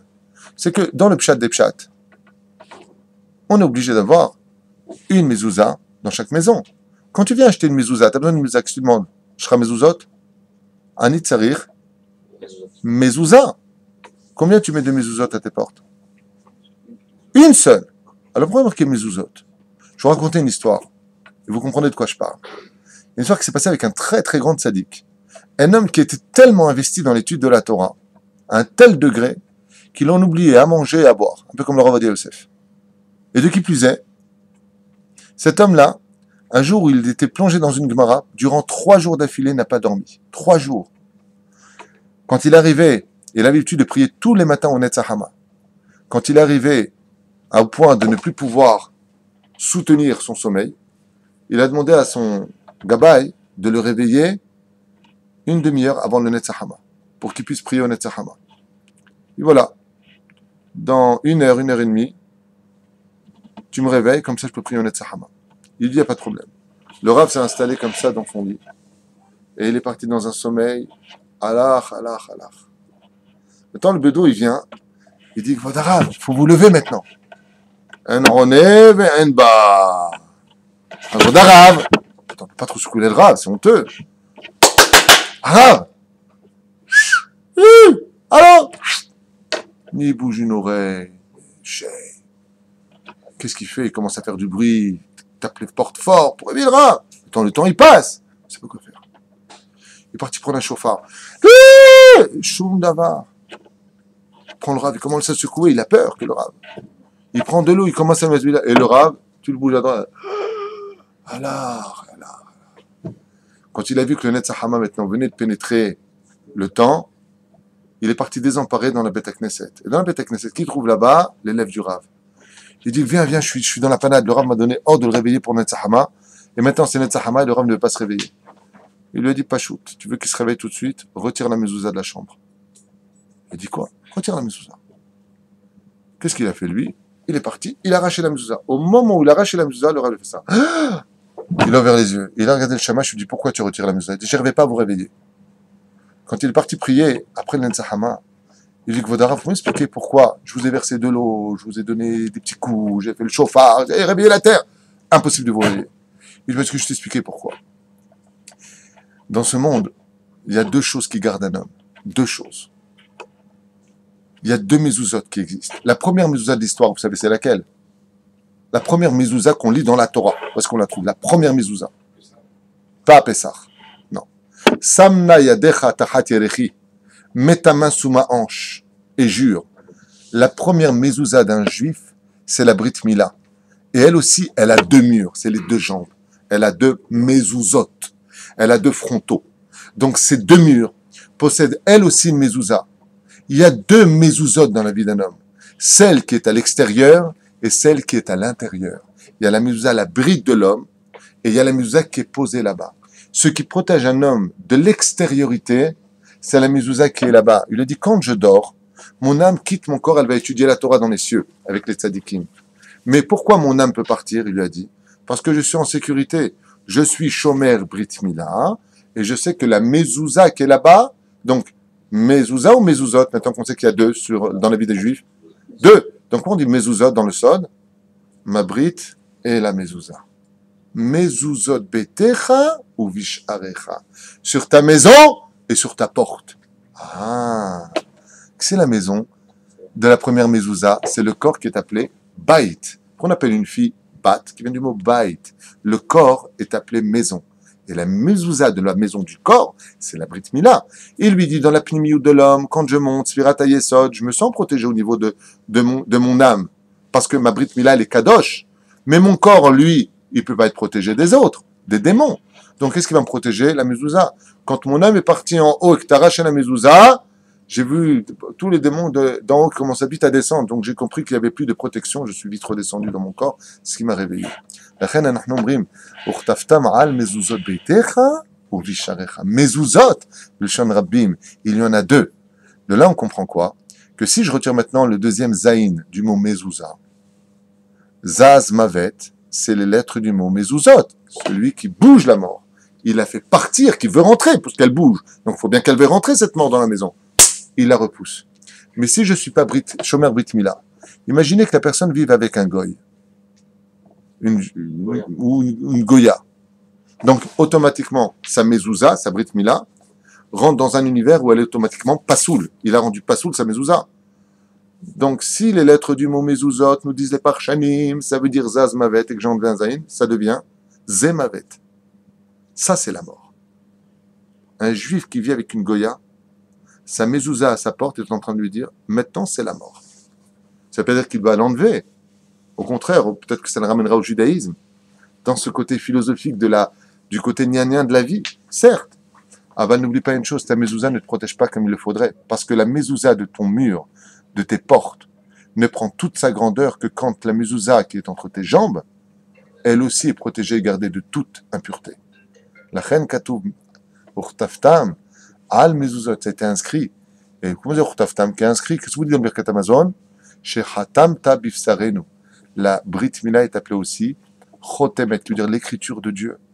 Tout comme tu vérifies tes mezuzot au moins une fois tous les 3 ans pendant le mois de Elul, de la même façon respecte beaucoup ta Brit Mila pour ne pas enlever l'écriture qui s'y trouve, c'est-à-dire le tampon d'Akadosh Baruch Hu, le Yud Kever qui est inscrit là-bas. Les écoles à Korah chez l'Israël. Shabbat Shalom. Shabbat Shalom.